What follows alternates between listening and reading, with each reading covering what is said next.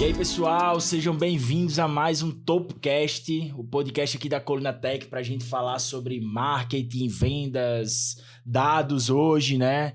E todo o lado aí do empreendedor, né? De quem está na frente de negócio, que a gente entende realmente diversas dificuldades. Meu nome é Lucas Trindade, sou CEO aqui da Colina Tech. Estou com meu sócio hoje aqui. Eu sou Heitor também, sou CEO da Colina Tech, estou aqui junto nessa jornada com o Lucas.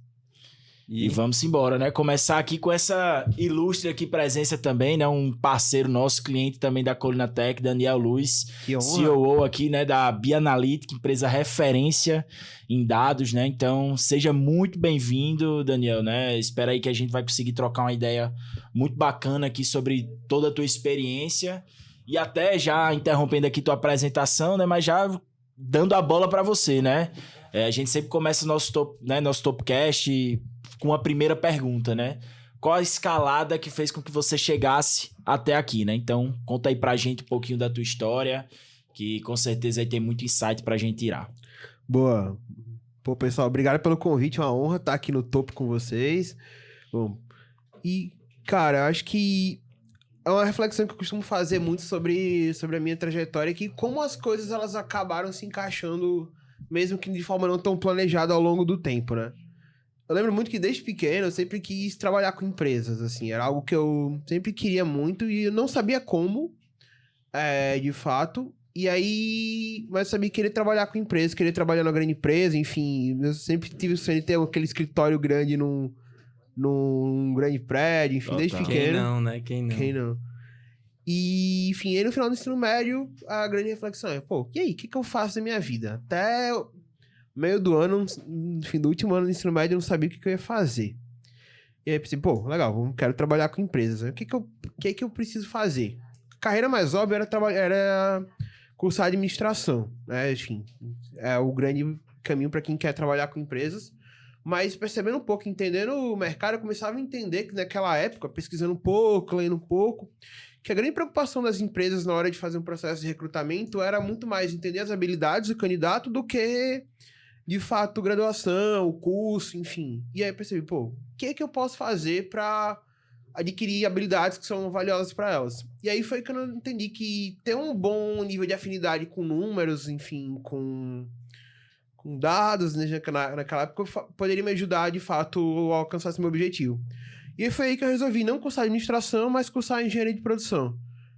Então, foi bem no tiro no escuro, assim, mas que acabou fazendo muito sentido, né? Mas não pensava em empreender, como eu te falei. Desde sempre, meu objetivo era trabalhar na grande empresa. E aí, entrei, enfim, logo no terceiro período de faculdade na empresa Júnior. E aí fiquei... Fora da curva, né? Trabalhando com você, inclusive, né? Bons tempos. Já boas histórias aí, né, Mito? Você foi meu primeiro chefe. Olha aí. Fui bem. Rapaz, levando em conta que a gente fechou o núcleo 2 meses depois, não sei se... Deu um pouquinho de dor de cabeça. De vez em quando acaba erra, né? Eu já aprendi. Mas aí... Cara, saindo... E aí, acabei entrando na área de qualidade lá dentro. Comecei a entender um pouco sobre processos, enfim... Ter uma vivência um pouco mais prática nesse sentido.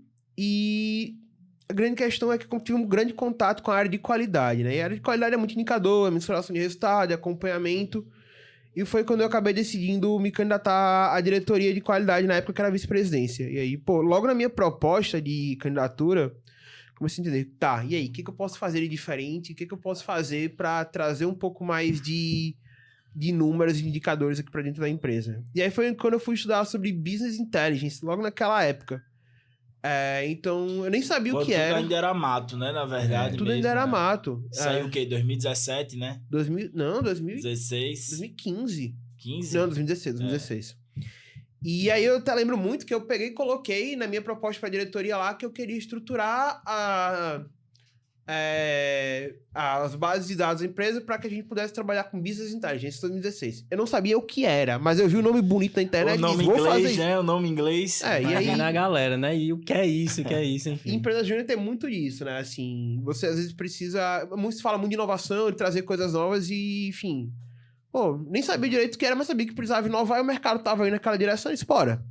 E aí botei isso na minha proposta. Não sabia o que era, de verdade, assim. E aí, Mas aí, ao longo do ano, eu lembro até que, pô, fui eleito, cheguei em março, disse, e aí, vamos ter que tirar as propostas do papel agora. O que a gente vai fazer, né? Eu reuni com a minha equipe na época lá, Tiagão.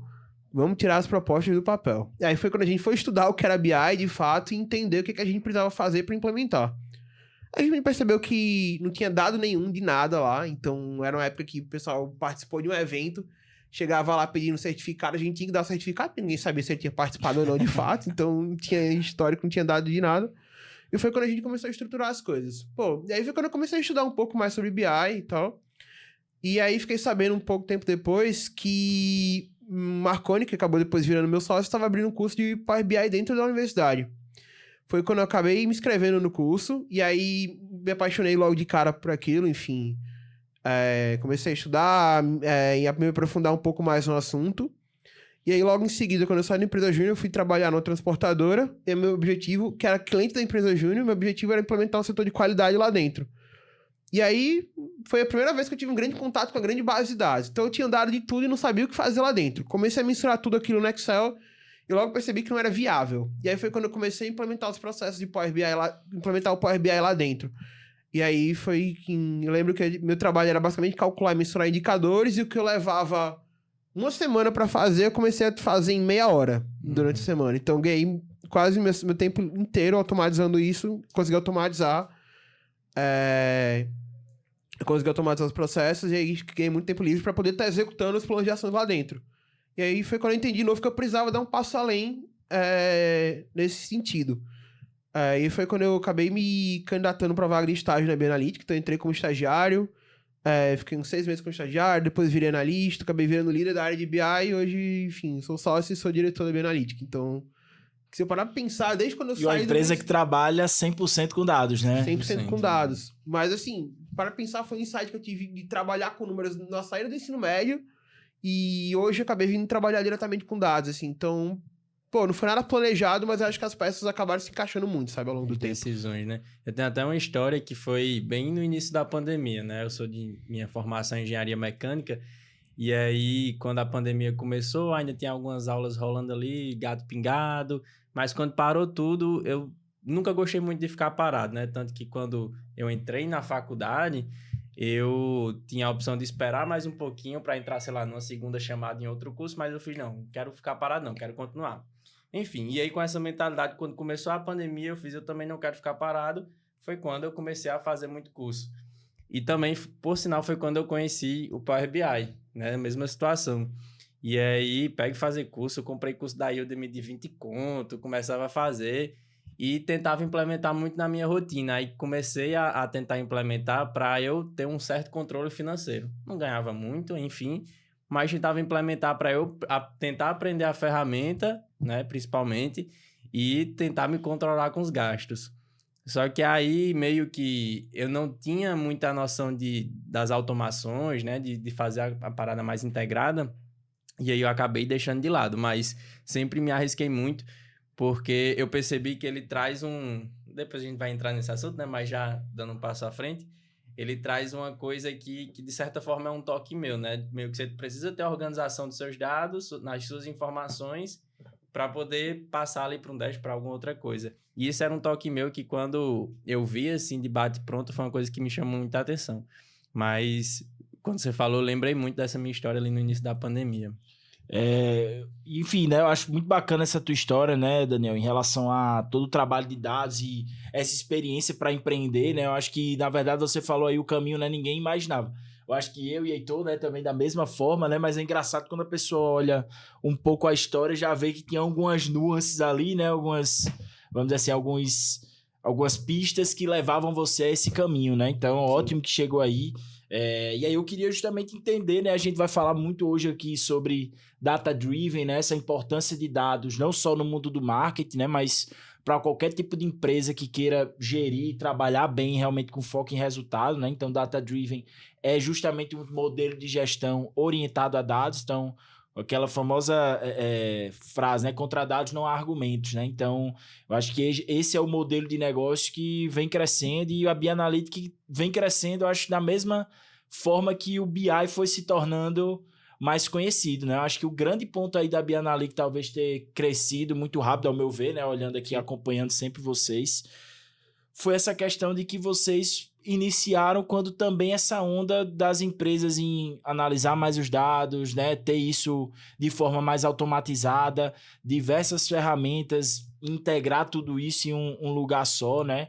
E você falou um ponto que eu acho que é crucial, né? Às vezes as empresas têm muito dado, muito ali números, mas não sabe o que fazer com eles, né? Eu acho que talvez vocês entraram muito nessa dor, né? E aí eu queria entender como que foram esses primeiros passos, né? Da Bianalytics, né? Dentro desse mundo de dados, principalmente que vocês estão localizados em uma região onde o empreendedorismo ainda não é tão forte, né? Aqui em Natal. Como que foram esses primeiros clientes, essa primeira experiência? Legal. Cara, acho que o primeiro passo, sim, a gente se aproveitou muito dessa questão do crescimento do mercado. Mas uma visão que eu tenho é muito que quando você começa a surfar a onda, quando ela já tá acontecendo, você não consegue pegar de fato, aproveitar todo o potencial que você poderia ter, enfim, se você começar a surfar a onda um pouco, se antecipar um pouco a quebra dessa onda, né? E o Marconi, que foi meu sócio que fundou a Bianalytics, ele foi muito visionário nesse sentido, porque ele trabalhava numa rede de varejo, de supermercado, e ele fazia grandes projetos de dados lá dentro, no famoso Excelzão, enfim, com Python, manipulando arquivos TXT ainda, não era nem um banco de dados, era um arquivo de texto. E que o feito era melhor que o perfeito, né? Isso é algo que a gente traz pra gente até hoje, assim. Então, muitas vezes você não precisa da ferramenta mais robusta pra conseguir resolver um problema. E o que importa é resolver o problema. E ele então começou a entender que aquilo dali tinha um grande potencial e que outras empresas podiam se beneficiar muito daquilo. E foi quando ele saiu do emprego dele, nessa grande varejista, e resolveu montar a Bianalytics. E aí, o primeiro grande passo quando você monta a empresa é como conseguir o primeiro cliente. Total. E esse é um ponto muito difícil, né?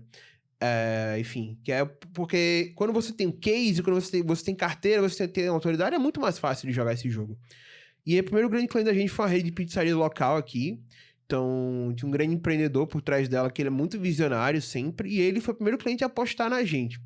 Então, o primeiro projeto da Bianalytics foi com essa rede de pizzaria, uma rede pequena que ainda tem até hoje, existe aqui em Natal, mas o cliente apostou na gente desde o começo, e esse foi o nosso primeiro projeto. O segundo projeto, e aí o legal é que o segundo e o terceiro projeto são de clientes que até hoje estão com a gente. Que massa. Que é a Contadoria, que agora virou a BWA, e tem a Falcone Camargo também, que foi o nosso segundo cliente nesse sentido. Então, são clientes que apostaram apostaram na gente desde o começo, e muitas vezes apostaram até muito mais no CPF, porque naquela época o CNPJ não significava nada. Né? Não era pois nada. Não era nada. Assim. E foi isso. Então, os primeiros clientes foram empreendedores visionários que apostaram muito mais no CPF dos fundadores do que de fato no CNPJ, que naquela época não valia muita coisa, né?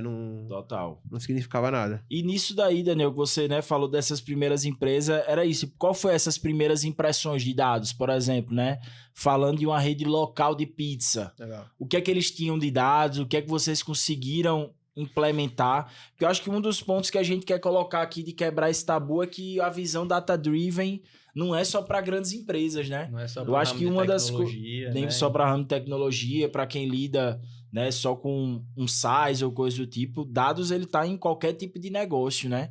E eu acho que é muito isso, cada vez o mercado ele vem se tornando mais competitivo, então por mais que você seja pequeno, você tem que pensar como grande, né? E você tem que começar desde já a armazenar seus dados, né, seus relatórios, porque essa informação vai valer ouro, né, mais pra frente e tudo mais. Perfeito. Isso me lembra muito, são parênteses, o bordão que vocês usam na Bianalytics, né, em terra de cegos, quem tem dados é rei. Perfeito.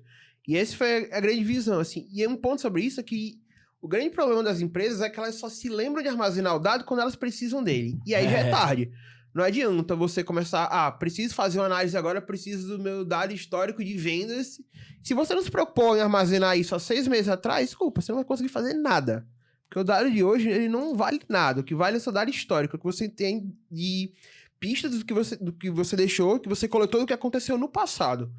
Então, essa é a grande dor que a gente se depara em muitos clientes da gente, né? É o fato de não ter dado. E esse é o pior dos cenários, porque sem dado a gente não consegue te ajudar.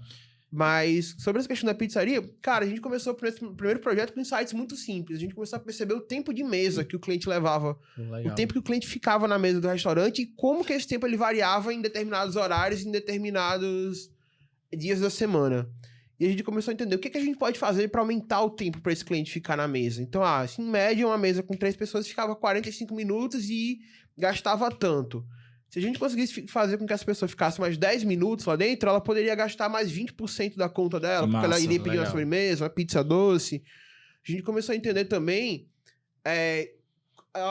organizar a capacidade produtiva daquela pizzaria, entender quanto que os clientes estavam demorando mais para fazer o pedido e tentar alocar os recursos para aqueles determinados horários. Então, por exemplo, em média, domingo é um dia que se você for pedir uma pizza no domingo, você vai esperar o dobro do tempo de qualquer outro dia da semana. Então não fazia sentido de cobrar para aquele cliente o mesmo preço que eu cobrava nos outros dias. Para tentar, enfim, aproveitar um pouco melhor aquela demanda naquele momento e tentar... tem demanda, né, também. E tem demanda, justo. Então a gente começou com pequenos insights, assim, que a gente acabou alocando a operação no restaurante para torná-la mais eficiente. Uma outra coisa que a gente usou muito nesse projeto foi o famoso princípio de Pareto, 80-20. É uma regra que ela fala muito sobre em que 80% da sua receita ou das suas... Enfim, das suas vendas vão vir de 20% dos seus produtos, enfim. Então a gente entendeu de onde estava vindo o grande foco daquela receita, eliminou os produtos que não eram rentáveis e que não faziam sentido. E isso é a primeira coisa que a gente faz em qualquer projeto que a gente entra até hoje. Então o insight que a gente teve lá naquela pizzaria no começo é algo que a gente aplicou num cliente da gente agora e a gente conseguiu um save de 50 milhões no projeto. Então o mesmo insight, a regra de Pareto. Isso é muito bacana, né? Que é o ponto do foco também, né? Assim, não falando só de dados, né? Mas às vezes resolver tudo é resolver nada, né? Sim. Então, assim, tem que começar olhando isso, né? A regra de Pareto, ela se dá em diversas formas, né? E, Daniel, eu anotei aqui, né, que você falou sobre um ponto muito bacana, né? Disso de, o dado de hoje já não vale nada, né? Se você não tiver o histórico, não tiver... E eu queria saber, assim, o que é que você já aprendeu e que talvez possa deixar aqui para quem está escutando nosso podcast, quais seriam boas práticas para poder criar essa cultura, né? Que eu acho que é uma coisa que a gente às vezes não entende o valor de registrar aquilo, né? De armazenar aquela informação, de preencher um formulário, né? Só o que a gente vê em diversas experiências nossas no mundo do marketing e com o time de vendas e aí a oportunidade, por qual motivo ela não fechou? Porque ela não avançou no seu funil de vendas, né? A galera não preenche. E sem a gente ter esse retorno, infelizmente, a gente não sabe por qual caminho vai direcionar, né? Você vai ficar sempre na opinião. E tem uma frase de um cara do mundo do marketing que eu gosto muito, que é o Rafa Avelar, que ele fala que quando você não tem dado, ganha quem tem a melhor opinião. É verdade. E, sinceramente, a opinião... E quem sabe vender, né, também. Quem sabe vender sua opinião. E aí, você tá na reunião lá pra discutir por que a gente não tá convertendo, por que o nosso funil tá cheio e o lead não converte, o que a gente pode fazer? Aí um vendedor vai ter uma opinião, o outro vai ter outro, você, no final das contas... A opinião que vai ganhar, de fato, ele quem sabe vender, ou quem tem o maior cargo, e que talvez, e que muito provavelmente não vai ser a melhor opção, a melhor solução para aquele teu problema. Então, esse é o grande passo. É garantir o registro do dado e garantir a qualidade do dado. Uma coisa que a gente vê muito comum, e é muito comum quando você inicia uma empresa, é fazer gestão de tudo no Excel. Então, tem uma planilha financeira, tem uma planilha do marketing, tem uma planilha do CRM, tem uma planilha do RH. E o grande problema da planilha é que ela é muito suscetível a erro humano. E um sistema hoje em dia é R$30 por mês. Então, se eu tirar meu fluxo de caixa de uma planilha e colocar num conta azul, se eu tirar meu CRM de uma planilha e colocar num Trello, que é gratuito, eu consigo ter uma qualidade muito maior do meu dado e, enfim, um custo quase relevante, mas que daqui a 1 ano ou 2, quando você for parar para analisar aquelas causas de perda, vai te ajudar muito melhor, vai te ajudar muito mais a ter um insight. Então, garantir a qualidade também é muito importante. Não registrar um dado é um grande problema, não guardar aquele dado, por mais que você não saiba para que ele serve. Mas outro grande ponto também é não guardar um dado com qualidade. Um dado sem qualidade, ele pode te atrapalhar mais. É melhor você não ter um dado, na minha visão, do que você ter um dado com baixa qualidade. Porque, pelo menos, e o que é esse dado de alta qualidade e baixa qualidade? O que é esse dado? Com informações erradas, não preenchidas, incompletas. Por quê? Porque a informação incompleta ou errada, ela pode te dar um viés daquela decisão. Então, ela vai te dar um insight que não é correto, mas ela já vai te dar uma direção que você deve seguir. É diferente de você ir para uma conversa em que você pode não ter informação nenhuma, mas você pode tomar a decisão com base na opinião, mas que você já não vai ter um viés errado para seguir. Então, esse é um grande ponto. Acho que no nosso caso do marketing, o grande exemplo disso é o traqueamento de conversões, Sim. né? Tipo, a gente quer quem tá ali disposto a comprar de fato, um lead, enfim, uma conversão efetiva pro comercial. E às vezes, pô, tá traqueado errado, o cara vai ver quantas pessoas acessaram a página. E aí, enfim, mancha tudo que você vai ter ali para tomar como decisão. Legal. E aproveitando a pergunta de Mega, eu queria entender assim de você, porque, pô, tem o termo data-driven, mas a gente fala muito cultura data-driven, visão data-driven, enfim, tipo, tem muitas, talvez, variações dentro desse mesmo termo que a gente acaba, talvez, falando pelo impulso, pela fama do termo, mas eu acho que entender um pouquinho a raiz disso é até mais valioso. Legal. O que a gente precisa entender quando a gente começa a falar de data-driven é que a frase ela tem completa. O correto é data-driven decision maker. Ou seja, uma empresa que ela não é que ela é movida por dados, é que ela toma decisões baseadas em dados. Nossa. Então, essa parte da construção da decisão é muito importante. Porque o que é ser movido por dado? É um termo muito vago, né? Não quer dizer muita coisa. Sim. A partir do momento que você entende que você precisa basear suas decisões em dados, você começa a dar um direcionamento melhor para o gestor. E aí tem um grande passo, que é o primeiro deles, é mudança na cultura organizacional. A liderança precisa comprar isso, e isso não serve só para cultura data-driven, mas para qualquer mudança cultural que você vai fazer lá dentro. Se a liderança não compra, não funciona. Segundo passo, processo. Então, um processo de armazenamento, um processo de armazenamento, de ter um dado confiável, de gerar esse dado é muito importante, e dar as ferramentas para que as pessoas possam utilizar também. Então, não adianta eu cobrar dos meus colaboradores se eu não capacito eles para isso, se eu não dou as ferramentas corretas para que eles façam isso. Tá? Então, basicamente, qualquer etapa de mudança cultural, né? Pessoas e processos. Total. Então, é um pouco disso. E você precisa, nesse ponto, pessoas e processos, mas a capacitação do teu colaborador também é um ponto muito importante. Que é o que a gente fala. Hoje em dia é muito comum as pessoas verem um gráfico e não saber o que eu faço com aquele gráfico, que a gente chama de analisar o dado e tomar uma decisão acionável. Tornar aquele... conseguir, de fato, ter um conhecimento acionável com base naquele insight que você está vendo. O que eu faço? Minhas vendas caíram, minha conversão caiu. O que eu faço? Parece muito trivial, mas não é. 95% das pessoas não sabem fazer isso. Não sabem analisar um gráfico e tirar um insight daquilo. Então, esse é um ponto muito importante. Educar o teu time também para que eles consigam, de fato, estar tomando decisões com base em dados. Pô, e eu ia falar justamente isso daí de rotina, né? Tipo, caramba, tem muita empresa também, né? Imagino eu, grandes empresas que tem o dado, mas que rotina você precisa estabelecer com o teu time para que aquele dado também não fique ali dentro de uma gaveta, né? Talvez você deve ter passado aí por alguns casos com a própria Bi, né? De projetos, talvez desenvolver lá o melhor dashboard do mundo, a melhor integração, colocar tudo lá, mas no final de contas depende de pessoas, né? Depende ali de alguém olhar para aquela bexiga dos dados e dizer, vamos por esse caminho, vamos fazer por esse caminho. E aí eu queria saber, tipo, dentro da BI Analytics você tem um padrão, um modelo de, não só definir o que é o BI, mas como criar essa rotina dentro da empresa para orientar a dados, né? A decisões, né? Por base de dados. Eu acho que é muito casa de ferreiro, espeto de pau ou espeto de ferro, né? Rapaz, nem de pau, mas também a gente não tem a espada ninja na vitrine, como fala a RD, não. A gente tem muito das nossas iniciativas de dados lá dentro. Uma coisa que a gente sempre tenta fazer é tornar o alinhamento e a visão muito clara da empresa. Para que os colaboradores do nosso time saibam para onde eles têm que estar olhando e o que eles têm que estar analisando também. Porque, tenho muito dado, eu tenho um universo de informações aqui.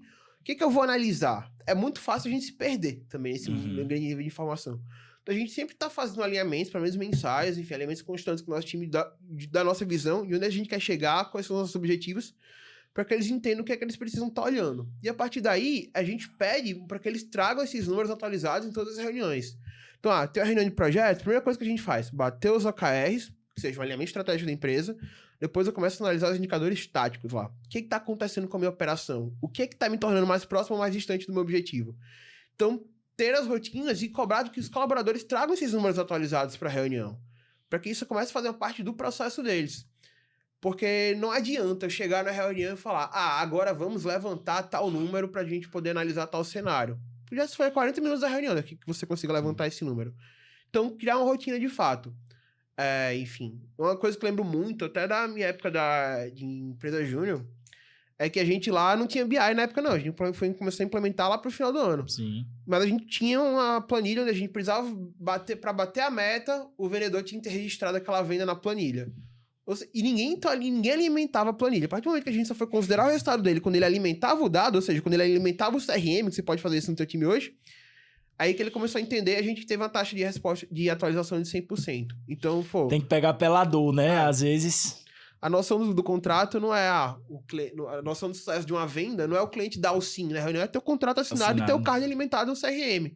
Então, quando você começa a inserir essa etapa da coleta do dado no processo, as coisas começam a andar um pouco melhor, sabe? É o que a gente tenta fazer muito. E torna a rotina, hábito, cobrança e um ponto. Questionar. Não adianta você vir com opinião. Tem duas coisas que a gente fala muito lá na empresa. Não adianta você vir com opinião sem dado e não adianta você vir com problema sem solução. Porque são duas coisas que a gente evita muito, que não resolve. Legal. Achei muito bacana porque meio que vocês colocam essa coleta como uma etapa do processo e não necessariamente dentro de uma etapa que já seria executada, né? Tipo, tem a etapa, por exemplo, do comercial, tem a etapa de fechamento, a etapa de coleta de dados é uma parte da etapa de fechamento. Então, achei isso uma sacada da porra. E até pro caso positivo de fechamento e pro caso negativo. Não adianta você descartar um lead no funil se aquele lead não tá... Aquele card não tá preenchido. Por que aquele lead deu não? Por que você não fechou com ele? Tem que ter isso pra poder analisar também. É muito comum a gente prestar muita atenção só nas coisas positivas. É um outro viés que existe muito. Existem alguns vieses quando a gente fala de análise de dados, que são coisas que podem direcionar a tua decisão. E esse é um grande ponto. A gente tem a mania de querer negar as coisas que não agradam a gente. Então, Total.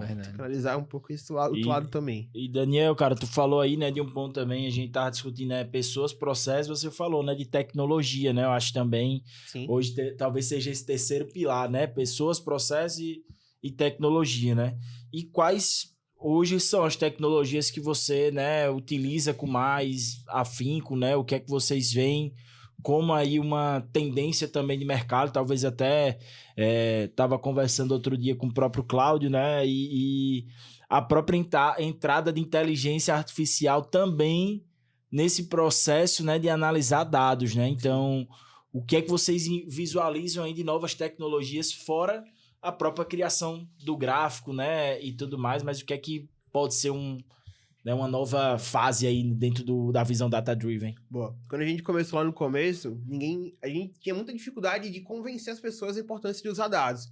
E foi daí que a gente criou aquela frase, em terra de cego, quem tem dados é rei. E isso dói, né, na verdade, né? Porque o cara se sente realmente, porra, não tenho nada, né? Eu tô aqui no feeling total. E foi muito disso, porque era aquele começo, ninguém entendia o valor do dado. Hoje tá muito mais fácil da gente vender, porque todo mundo entende o valor do dado. Mas isso é bom pro cenário da gente. O que acontece é que a dor que o meu cliente tem hoje não é a mesma dor que ele tem quando a gente começou. Mas sempre se falou muito sobre democratizar dado. E isso é uma jornada que as empresas elas estão passando ao longo do tempo.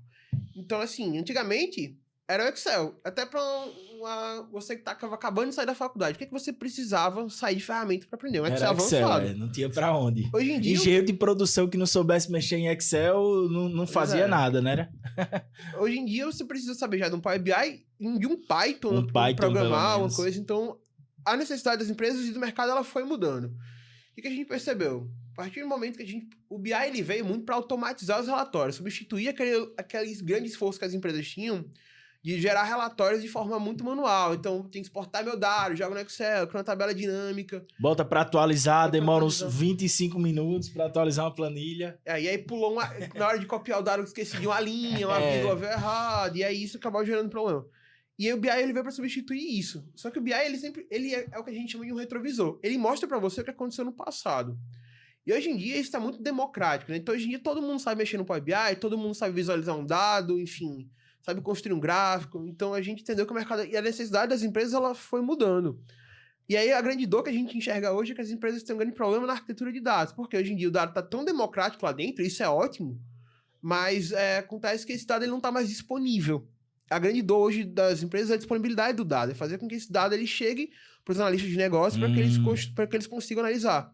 E foi aí que a gente começou a trabalhar também com projetos de infraestrutura, então que a gente chama de engenharia e arquitetura de dados.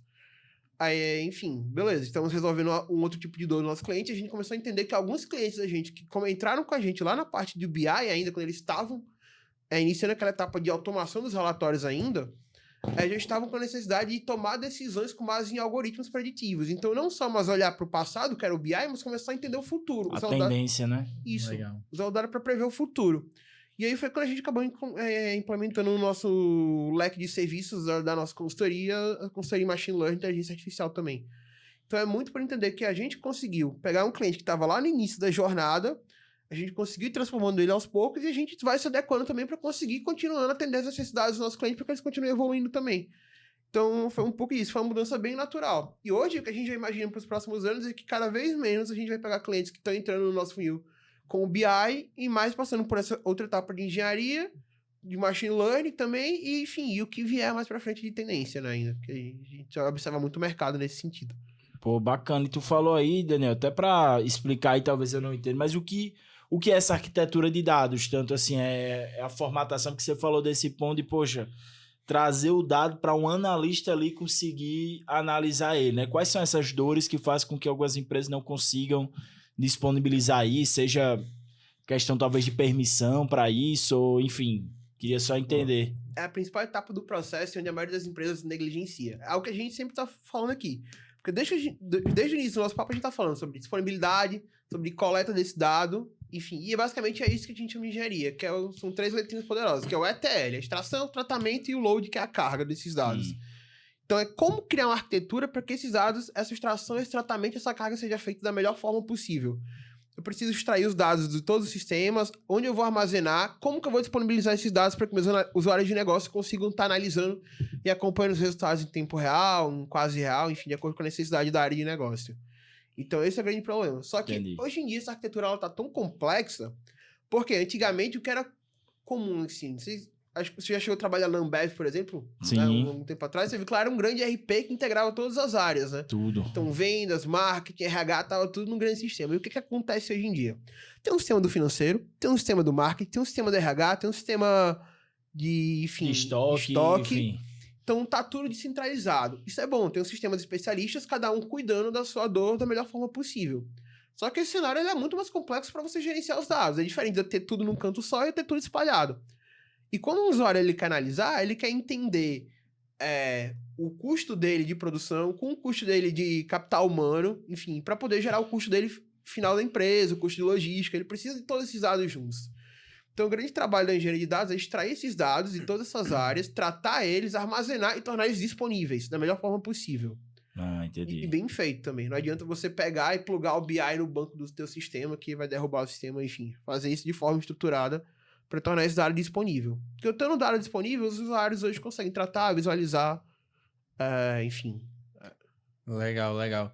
E pelo que você falou, ele vai muito em função da hierarquia da empresa, né? Que tá olhando ali, tipo, eu percebo que hoje a gente tem, como você falou, tem os espaços segmentados, a gente tem alguns sistemas, os RPs que ajudam nessa integração, mas esses setores eles conseguem ver por si só, mas quem está em uma hierarquia maior não tem, né, essa visualização de como é que tá tudo, como é que funciona tudo. Isso a gente tira, por exemplo, é uma dor nossa no marketing, da diferença de ROAS e ROI, né, como a gente costuma olhar, que o ROAS para a gente é retorno sobre anúncio, retorno sobre investimento em anúncios, desculpa, só que a gente consegue ter aquela visualização limitada daqueles anúncios especificamente. Só que quando a gente para ver um âmbito geral, o cara tem custo não só com isso, né? Não só com o investimento dele em anúncio, ele tem um custo com o investimento dele em agência, tem um custo com o investimento na pessoa do setor de marketing. Então, quando a gente passa por uma hierarquia maior, eu acho que acaba sendo um pouco defasado, entre aspas, esses setores separados, né? Eles, cada um no seu respectivo quadrado. Perfeito. Mas esse é o grande ponto de você ter uma boa disponibilidade do dado. Porque se você não tem esse dado, você vai olhar para o retorno sobre o teu anúncio. E você sabe que é aquela visão um pouco míope, assim, você está vendo só o superficial. Uhum. E você tem que analisar todo o teu processo em cadeia. Então, assim, ter esse dado bem estruturado para que você consiga analisar teu custo de capital humano do teu time de venda, teu custo com CRM, teu custo de ligação para aquele cliente. Então, tudo isso só vai acontecer se você tiver aquele dado, aquela informação disponível para que você possa calcular esse indicador. Senão você vai pegar e analisar de forma muito superficial, né? Então, perfeito, Heitor. É muito isso. Ter esse dado disponível te permite enxergar o problema da forma correta. E bater nesse ponto aí que Heitor levantou, eu fiquei até nessa curiosidade. Vocês, com a Bianalytic, né, talvez não atendem a empresa por si só, né? Pelo que a gente já conversou. É um setor específico que tem uma dor mais latente. Quais hoje são essas áreas que buscam mais olhar essa visão de dados, né? O que é que hoje é a maior demanda? Vem de um diretor financeiro, de uma diretora de marketing? O que é que vocês visualizam isso? Isso é muito legal porque a gente tem notado uma mudança no perfil das empresas também, tá? Então, quando a gente começou, a gente entrava na maioria das empresas pelo marketing, porque é a área que é mais suscetível a fazer novos investimentos, a área que tem a menor resistência a você fazer investimento lá dentro. É uma área que o marketing sabe que precisa todo tempo estar se reinventando, fazendo novos investimentos. Então, não fica na zona de conforto, né? A galera do marketing. Agora, quando a gente parar para analisar a operação das grandes empresas, era um caos, porque era aquilo. Eu sempre fiz isso dessa forma, sempre deu certo. Eu gastei milhões na consultoria para estruturar um processo dessa forma, não vou mudar agora. E a gente hoje nota, então a gente, no começo, a gente entrava muito pela porta do marketing nas empresas. E hoje a gente já nota que a gente entra muito mais para a área de operação, de custo, de logística, porque as empresas estão se abrindo mais para fazer investimento nessas áreas também. Mas esse é um perfil que a gente tem notado em mudança. E é uma área de negócio onde existe um maior nível de oportunidades, porque é uma área muito ainda inexplorada. As empresas estão começando a aplicar tecnologia nessa área agora, então tem muita oportunidade lá dentro. Mas isso foi mudando ao longo do tempo, e isso é muito com a maturidade do mercado também, sabe? As empresas estão começando a entender como elas podem usar dados e que elas precisam, na verdade. Isso é uma necessidade, não é mais uma opção. Um luxo, né? Diga assim, de você ter um BI. Na verdade, eu acho que é isso, tipo, uma das coisas que também a gente tem que falar muito para quem tá em casa empreendendo, né? Quem tá assistindo isso aí é que você, por mais que a gente tenha falado aqui que é Excel, mas o feito é melhor do que o perfeito, né? Nesse caso, então assim, registra, né? Tem ali uma ferramenta gratuita. Eu acho que hoje, né, Daniel, não faltam ferramentas gratuitas para você utilizar ali de forma inicial, né? E você já armazenar. Eu acho que a Colina só foi investir em uma ferramenta ali recorrente depois de uns 4, 5 anos de empresa, né? Então, assim, durante 4, 5 anos que a gente cresceu, a gente usava ferramentas gratuitas ou seja, agora com 6 a gente tem o histórico da Colina, desde o primeiro dia a gente sabe quanto começou a gastar, porque estava numa planilha, né? Tava numa ferramenta ali gratuita, e eu acho que aí o empreendedor, né, que está começando agora tem que começar pensando nisso, né? Tem que começar grande. A grande coisa, né? O quanto eu estou investindo inicialmente, qual que vai ser meu prolabore, quanto que eu vai ter minha margem de lucro, para realmente ver até se o negócio está valendo a pena, né? Perfeito. Eu acho que hoje o que tem muito aí dessa taxa de muitas empresas se encerram nos 2 primeiros anos, né? Eu acho que a taxa de mortalidade é lá para 80%, né, alguma coisa desse tipo. E o ponto eu acho principal é esse, a galera não sabe nem armazena as informações ali para saber no final se pode mudar ou não, acha que tá indo bem, só que não tem capital de giro, não tá tendo margem de lucro, não tá contando com sazonalidade do ano, né? Então tudo isso varia. Não pode falar. Não, esse é um ponto que é mesmo aquela questão da superficialidade da análise que a gente tava fazendo. Qual é o dado que todo empresário sabe de cabeça? Quanto entra, faturamento. Né? Faturamento. Porque é o dado mais fácil para ele olhar. É só olhar a conta do banco dele que tá lá esse dado. Se tá sobrando dinheiro, tá valendo a pena. É quase isso que ele acha, né? Agora, quando ele entende que ele precisa ir... Quando a análise ela precisa ser feita de forma muito mais robusta, tem que analisar o custo, a lucratividade, saber o quanto que tá sobrando no final do mês, quanto que eu tô ganhando com aquele cliente, com aquele produto. Dor de cabeça já começou, né? Pois é. Isso demanda muito mais esforço. Não é tão fácil quanto olhar o faturamento. E aí não tem problema, a maioria das empresas não olha. E a tendência é que elas quebrem. Você começa a perceber que você de fato não tá tendo lucro com um produto, você tá perdendo dinheiro em uma determinada operação, você começa a entender que esse negócio ele vai quebrando aos poucos. Então, é o ponto de você entender que é muito fácil você analisar o dado superficial, mas a maioria das vezes ele não resolve o teu problema, ele ainda pode te causar um problema errado, que é aquela questão da análise míope que a gente falou. Então, tá analisando uma parte do problema, e isso em alguns casos é até pior do que não analisar nada, porque ele te dá um viés errado. Eu tava assistindo outro podcast que teve uma pergunta que era ganhar mais ou gastar menos, né? E tipo, a resposta foi gastar menos, e trazendo para o mundo de dados, acho que ele traz muito essa perspectiva de onde é que a gente pode gastar menos. E aí me faz lembrar muito o valor da gente da Colina, que é o OBZ com felicidade, orçamento base zero com felicidade, e ter essa visão de dados dá o norte para onde a gente pode gastar menos. Por exemplo, a gente usa uma ferramenta hoje de caixa, né, que é o Nibo, e a gente tá sempre batendo, bicho, a gente gastou demais aqui em despesas extras, ou então nossa folha tá muito alta e talvez nossa operação não esteja rendendo tanto, onde é que a gente precisa melhorar. Então, é muito legal isso, porque a gente consegue, no final das contas, economizar uma grana que poderia fazer toda a diferença no final do mês. Sim. E isso é rotina, né? A gente olha os dados, aí daí, abre aí o mês passado, abre aí versus ano anterior, aumentou isso, mas, o nosso faturamento aumentou, quanto tá sobrando de caixa, né? Eu acho que tu falou um ponto aí que é crucial, faturamento é ego, né, bicho? Faturamento é muito, muito ego, né? Assim, a galera acha, minha empresa fatura tanto, vai ver tua margem de lucro, né? Ver o quanto realmente tem negócio que fatura, às vezes, 30% menos do que o teu e estão deixando mais lucro, né, do que o teu negócio, né? Então, assim, é mais uma coisa que a gente fala, né, para os gestores, gestoras, né? Faturamento é ego, né? Olha realmente o quanto que tá de margem de lucro no seu negócio. Tem várias métricas que eu costumo chamar de métricas de vaidade, né? KPIs de vaidade. Faturamento é uma delas. Se a gente olhar para o digital, seguidores, única e exclusivamente é outra delas. Quantidade de leads. Quantidade de leads.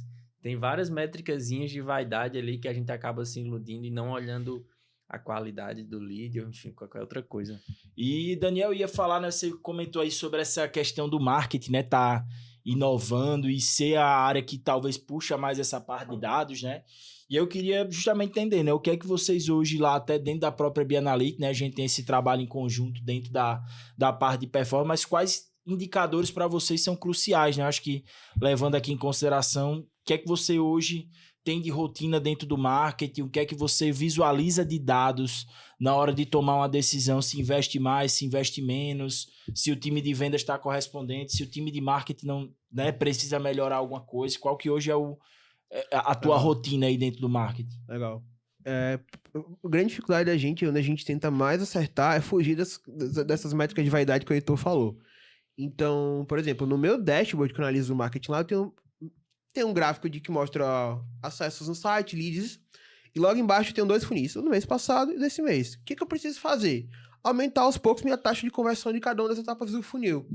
Porque eu tô ganhando eficiência no meu processo. Eu tô melhorando a etapa. Não adianta eu ter 1.000 usuários no meu site esse mês, no mês seguinte eu ter 10.000, e aí a minha quantidade de conversões lá embaixo ser bem menor. Ou posso até aumentar, mas não aumentar na mesma proporção. Estou gerando um tráfego que não é qualificado para o meu site. Então, a primeira coisa que a gente sempre analisa é essa questão do funil. Então, tem um funil desse mês e um funil do mês passado no meu dashboard lá e eu vou comparando. Na última etapa do funil, até um mês a gente está com 3%, esse mês está com 5%. No outro mês caiu. O que a gente mudou? O que a gente fez que a gente precisa voltar lá? Não, eu tirei um banner do site. Uma coisa que a gente percebeu analisando isso, por exemplo, foi que a gente tirou um banner de um formulário de conversão do meio do blog e colocou no final. Isso já caiu. Isso derrubou a nossa conversão. Então, e derrubou, assim, quase metade, sabe? Então, pequenas coisas que a gente vai fazendo, a gente vai analisando muito porque a gente entende a taxa de conversão. Analisar os indicadores de eficiência do processo, no geral, são uma boa saída, uma boa forma de você fugir daquelas métricas de vaidade. Outra coisa que a gente sempre analisa muito é os motivos de insucesso. Então, por que aquele meu cliente não converteu?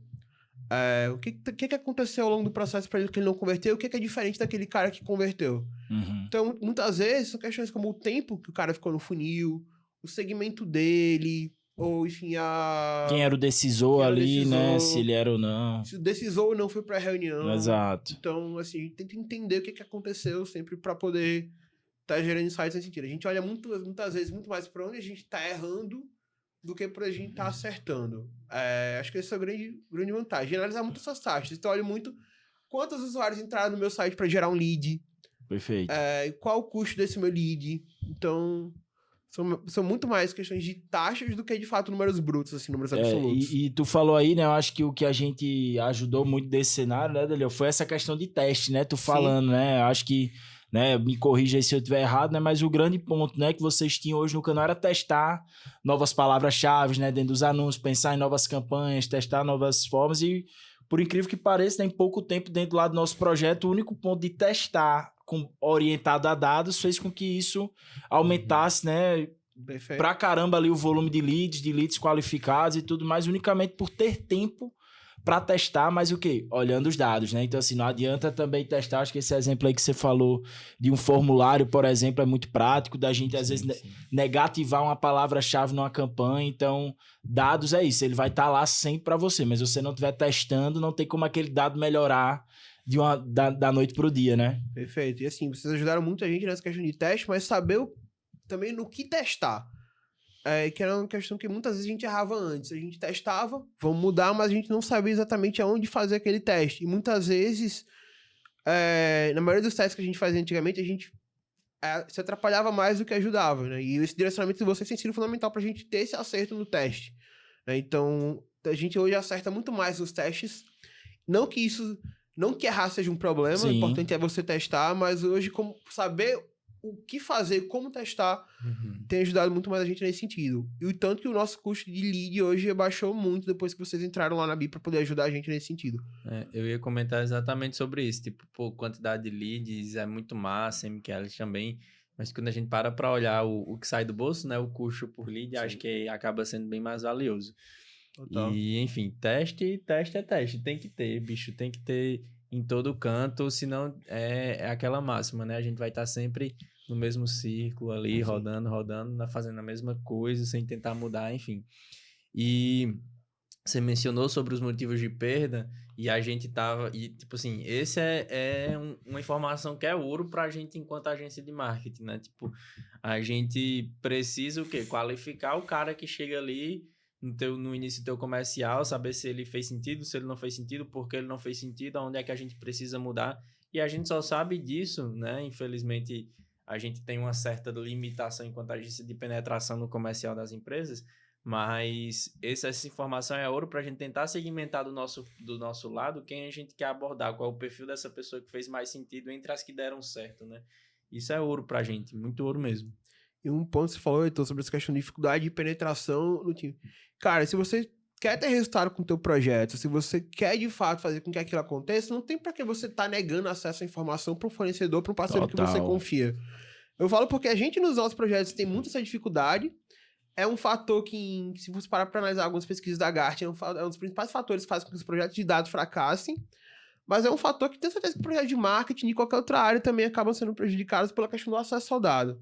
É muito do que a gente falou, tá? Preciso hoje democratizar o dado. Preciso dar acesso ao dado? Claro, existem legislações, LGPD, tem que dar com seus dados pessoais, dados de usuários. Tem contrato para isso. Mas dado de um CRM, pô, não é um dado sigiloso.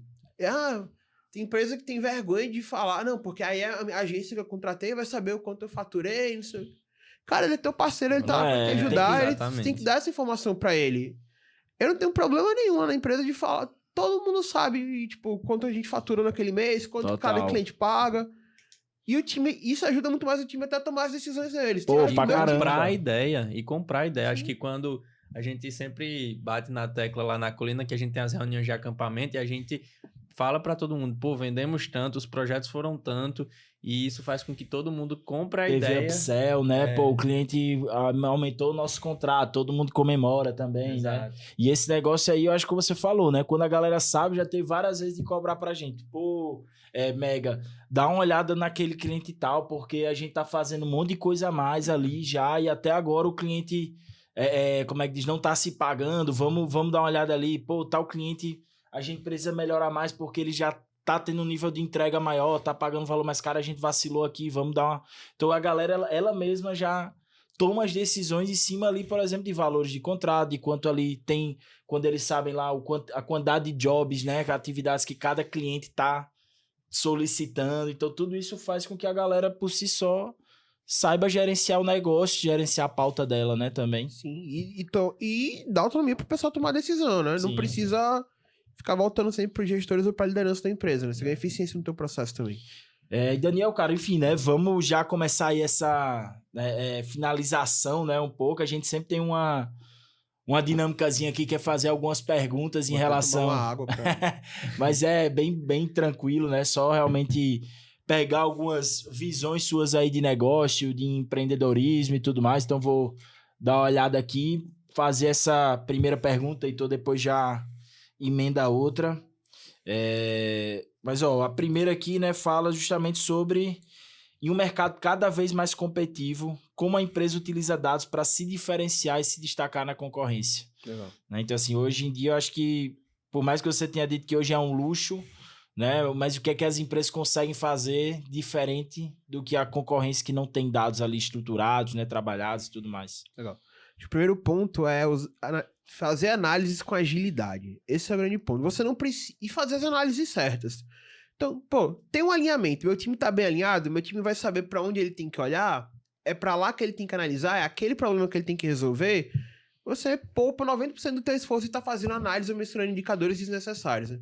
Tem muito cliente que chega pra gente e fala, não, eu quero 50 indicadores aqui pra eu estar acompanhando. E, na verdade, se ele estivesse analisando 2 ou 3, faria muito mais sentido pra estratégia dele. Então, saber onde olhar e ter esse alinhamento com o time, entender que fazer análise de dados não é algo simples, dá trabalho, mas que é necessário. O importante é você, se você estiver bem alinhado, você evita fazer análises desnecessárias. E eu acho que você bateu um ponto só complementando, ter tempo para isso, né? Eu acho que gestores estão ali muito na rotina e não param. A gente mesmo, eu digo, né? Eu, Heitor, você, a gente tem semana que tá na loucura que não para dizer assim, caramba, deixa eu terminar aqui a semana e ver. Pô, fui produtivo nisso, o que é que deu mais certo, qual foram meus 80-20, né? Minha regra de Pareto, onde é que eu tô gerando ali 20% de esforço que traz 80% de resultado, né? Se a gente mesmo pessoalmente não tiver essa visão, né? O próprio negócio não vai conseguir ter, né? Então tem que ter tempo para isso. É o que o Daniel falou no início, né? Tudo começa pela liderança. Isso. Vamos lá. Você enxerga seu mercado como saturado, disputado, promissor, em decadência? Não, eu acho que o nosso mercado ele tá em expansão ainda. E eu acho que o que muda agora é o ritmo da expansão desse mercado. Porque cada vez mais as coisas estão acontecendo numa velocidade muito, muito maior. Para vocês terem ideia, tá todo mundo muito impressionado com as novas IA generativas. Né? Só se fala disso. Você abre o LinkedIn, ChatGPT, Bard. E um dado legal é que essas inteligências artificiais que já estão impressionando a gente, elas dobram a sua capacidade a cada 3,4 meses. Caramba, ou seja, em menos de 4 meses, o ChatGPT já vai ter o dobro da capacidade dele do que ele tinha agora. Então, assim, o ritmo desse mercado tá muito louco, muito frenético. Isso é bom. Agora, enfim, não é fácil de acompanhar. E é algo que a gente tem se esforçado muito para acompanhar. Então, assim, de longe não tá saturado. Nem o mercado de BI, que foi o primeiro produto que a gente... Nosso primeiro serviço da nossa esteira que a gente iniciou, tá saturado, mas as coisas estão mudando. E é importante entender isso. É que é um mercado que... Nenhum mercado, na verdade, você vai levar 20 anos pra ter uma mudança como a gente tinha antigamente. Mas esse mercado é onde acho que as coisas acontecem de forma mais rápida. Então, assim, o que eu falo, o que eu tirei agora, eu dividi meu dia. Minha manhã é estudando, minha tarde é executando. Porra, massa. Então, quase inteiro estudando, entendendo o que tá acontecendo no mercado, porque eu sei que daqui a 4 meses as coisas mudaram. Então...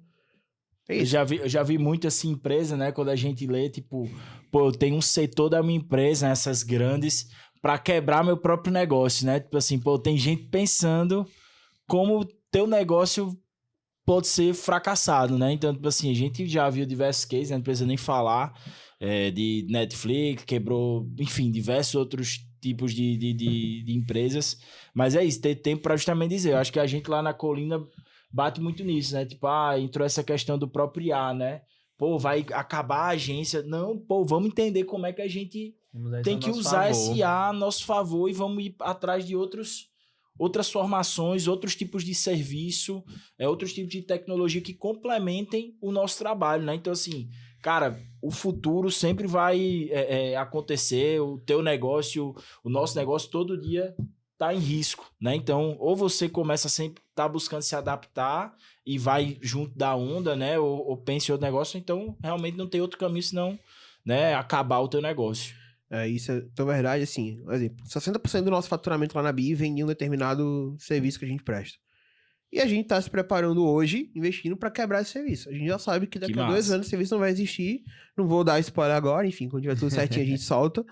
Mas a gente sabe que 60% da nossa receita, que a gente vem de um lugar que a gente sabe que daqui a determinado tempo não vai existir. Então a gente já tá se preparando pra gente mesmo quebrar esse serviço. Total. E em breve eu conto as novidades. Olha aí, vamos ver o que é que vai trazer aí de novidade nos dados, né, Daniel? Pô, e a última pergunta aqui, Daniel, é quais são os indicadores cruciais para se gerenciar dentro de uma empresa? Eu acho que assim, tem diversos, né, mas sei lá, vamos citar aí 3 que sejam mais importantes para você. O primeiro deles, lucratividade. E aí, lucratividade, você tem que entender qual é a lucratividade do teu segmento, tá? Então, esse é um grande ponto. Lucratividade, eu acho que o custo de aquisição do teu cliente é muito importante. Pensar no outro aqui. São algumas coisas que a gente analisa muito lá na BI. Lucratividade, o custo de aquisição daquele cliente.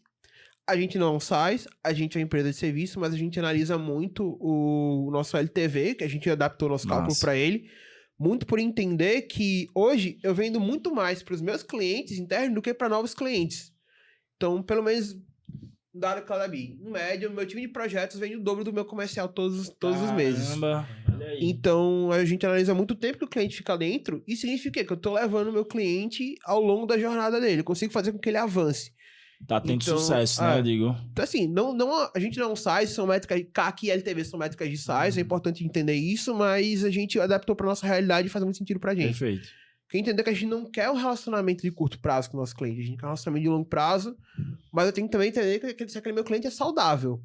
Sim. Falo isso porque é aquele case que eu falei dos 50 milhões que a gente usou aplicando Pareto lá no cliente, é basicamente entender qual cliente era bom ou não para aquele cliente e gerou um resultado absurdo para ele. Então a gente olha muito para isso, assim. E o dado às vezes foi isso, né? Talvez aí esse projeto foi para quem dizer não, né? Sim. Né? Tipo assim, ao invés de, vamos faturar mais, não, diz não para esse teu cliente que tu vai lucrar mais com outro. Né? Talvez é um dos pontos, né? São parênteses, na Colina a gente, pelo menos eu costumo, que tô mais à frente da operação, costumo olhar muito pro lifetime, não LTV por si só, mas pro lifetime, porque a gente consegue entender, pelo menos ali na média, dentro de um período, né? Quando a gente precisa dar um gás a mais, se esforçar mais para que aquele cara não saia dentro do período médio dos demais. Então a gente costuma olhar muito pro lifetime para entender quando cabe um plano de ação, quando a gente precisa mudar o cenário, enfim. Sim. Basicamente isso. E eu acho que esse indicador aí, né? Eu fiquei, teu time de projetos vende mais, o dobro do que o time comercial, né? E até eu comentei já em um dos nossos episódios, né? Falando sobre isso. Hoje, time de vendas, né? Ele é a entrada, mas realmente o que faz o faturamento é a retenção daquele cliente, né? Então, cara, o que eu sempre falo, né? Eu hoje sou o diretor comercial, né? Então, eu coloco o cliente, mas quem faz o negócio dá certo é o time, né? Heitor aqui, que ele é o responsável pela parte de operação. Mas é isso, a gente só bota pra dentro. Depois o que vai garantir que o cliente, como você falou, o CAC ali se dilua por mais tempo é se ele for continuar, né, fidelizando. Então, acho que até uma visão de todos os negócios, né? Deixa aí, talvez não o próprio indicador do LTV ou lifetime, mas avalia isso. Quantas vezes o teu cliente volta a comprar com você, quanto tempo ele passa na tua empresa, né? Tudo isso aí são indicadores que são cruciais para realmente um crescimento sustentável do negócio. Porque se você ficar gastando muito para adquirir todo cliente, uma hora como é que diz? Esse funil lá vai ficar tão... com um buraco tão grande lá embaixo que faturamento não vai ter nada, né? E o CAC e LTV são muito importantes, mas o primeiro deles para mim é o mais poderoso, a lucratividade. Perfeito. E você tem que quebrar, a gente quebra muito lá a lucratividade na Analytics por squad, por serviço. Então, eu sei que tal área pode não estar me dando um lucro legal agora, mas porque eu tô fazendo investimento nela. Tem outra área que não faz sentido estar investindo nela, ela tinha que estar consolidada, então ela tinha que estar me dando mais lucro. Então, esse para mim é o principal indicador. Tem muita empresa que quebra muito pelo ego do faturamento, mas também por entender que tá muito com foco no determinado produto, determinada área, a outra tá dando prejuízo aqui, o cara não vê quando você vê aquela onda que atropelou. Então, para mim, isso também é um grande indicador muito poderoso. Legal isso aí, porque, tipo assim, pelo menos particularmente falando, né, enfim... A gente olha para a lucratividade da empresa, mas esse é um hack da bexiga de olhar por área, a lucratividade por área. Isso é um hack da gente entender onde cabe ou não cabe investimento, na empresa cortar custo. E tentando, né, ao máximo ali chegar no finalzinho, né, na ponta, entender aonde que pode estar o gargalo dessa lucratividade, né? Sim. Por projeto, por squad, isso é massa. Pois é. Por exemplo, no caso de vocês, assim, já para imaginar... qual a lucratividade do teu squad de direção de arte, que é um squad que tá muito lá no back. Teu cliente, ele vem entregar o final, mas ele não sabe como o processo foi feito. Um squad que tem, imagina, percepção de valor disso, talvez. Percepção de valor, demanda muito esforço, tem muita gente envolvida lá dentro. Pô, então tem que analisar essas situações também, porque às vezes o teu back consome muito dos teus recursos da tua empresa. Total. Então, tentar segmentar isso pra entender. Até essa questão, percepção de valor, perfeito. Você foi cirúrgico nessa questão.